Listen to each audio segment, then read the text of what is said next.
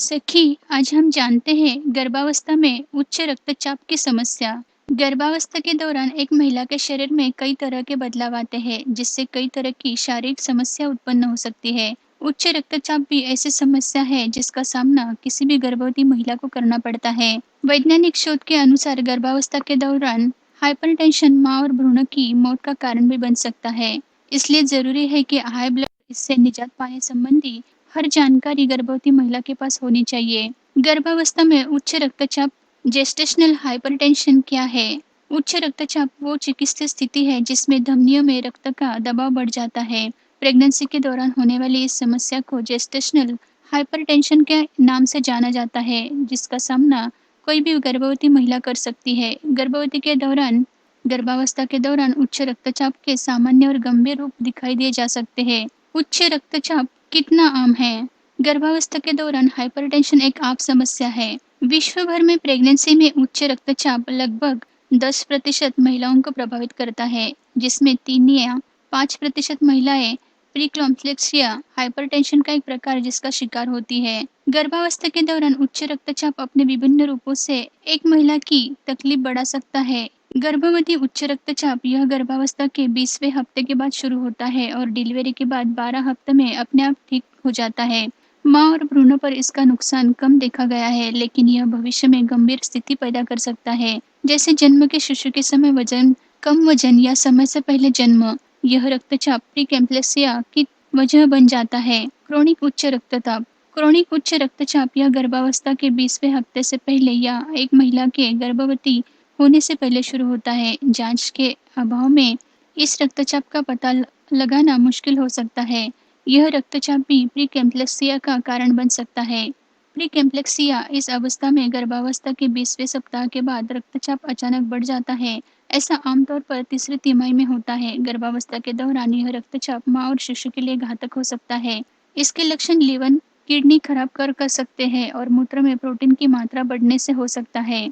Pregnancy में BP high होने के कारण, जैसे कि पहली गर्भावस्था, 40 वर्ष के या उससे अधिक आयु में गर्भधारणा, आनुवंशिकता, क्रोनिक उच्च रक्तचाप, किडनी का खराब होना, मधुमेह या जुड़वा भ्रूण होना। प्रेगनेंसी में उच्च रक्तचाप के लक्षण हैं: सिस्टोलिक रक्तचाप 160 से अधिक, डायस्टोलिक रक्तचाप 110 से अधिक, दृष्टि संबंधी समस्या जैसे धुंधला दिखना, पेट में दर्द, दौरा, पेशाब कम आना, लीवर से जुड़ी समस्या, माइग्रेन या सिर दर्द का बने रहना, चेहरे पर सूजन, कभी-कभी पेट के दाहिने भाग में ऊपर की ओर दर्द होना।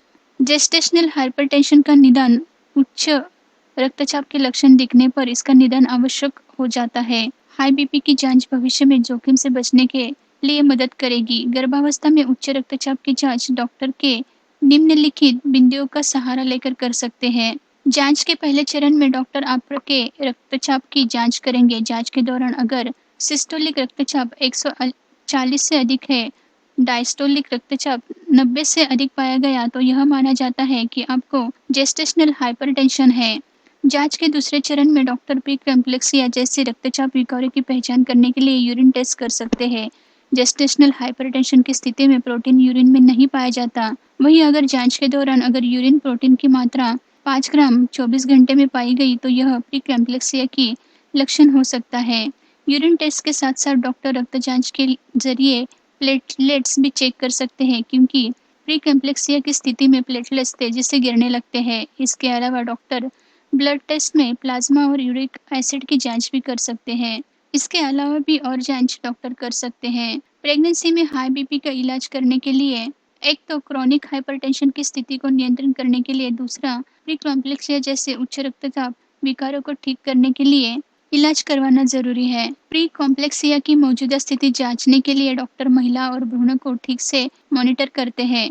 इसके अंतर्गत platelets count, liver enzyme, kidney function और यूरिन में प्रोटीन के स्तर का आकलन करके समय समय पर रक्त और यूरिन की टेस्ट किया जा सकती है। भ्रूण परीक्षण के लिए डॉक्टर अल्ट्रासाउंड, हृदय की गति जांच और भ्रूण का विकास जानने के लिए एमनियोटिक द्रव्य का मूल्यांकन कर सकते हैं।